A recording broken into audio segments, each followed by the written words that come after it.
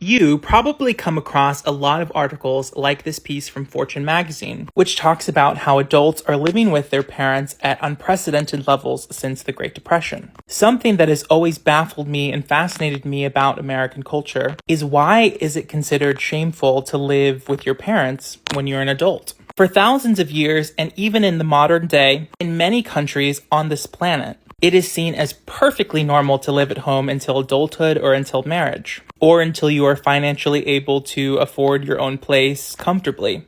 This piece from ABC News notes that throughout the Arab world, family bonds and family values and living with your parents is pretty normal. Also, in many cultures, living in a multi-generational home is seen as completely valid, encouraged, and wonderful.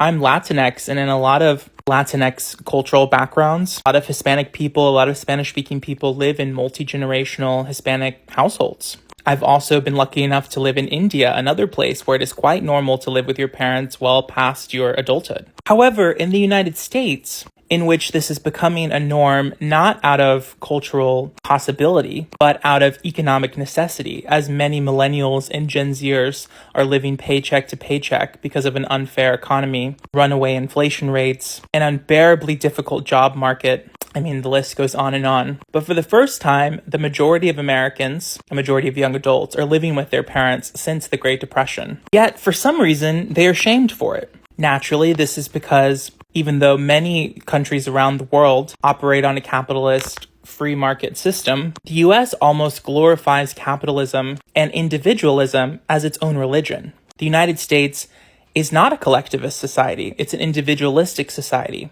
in which benefiting yourself and taking care of yourself only is prized above all else. It's why many of our major American cities feature chronically depressed people who live alone and isolated from their community members, who spend the majority of their time online, and who spend the majority of their transportation time, not in public transport around other people, but isolated in a car. As you can imagine, this is completely abnormal to how human brains were designed. We were designed to be collective creatures. We were designed to take care of one another. We weren't designed to sit alone and by ourselves all day at a desk. We weren't designed to be deprived of movement. We weren't designed to be isolated. And of course, if you are one of the lucky few who can even afford to live in a major city, your rent is going to be so astronomical that you're going to be completely living paycheck to paycheck if you're lucky. But more than likely, you'll be racking up credit card debt with super high interest rates that will keep you chronically indebted to a predatory landlord market that thrives on your suffering. I'm a leftist and a Democrat, so you know where I stand on all these things. I think we need to really talk about how there's no shame at living with your parents. I have more to say and I'm out of time, but like for part 2.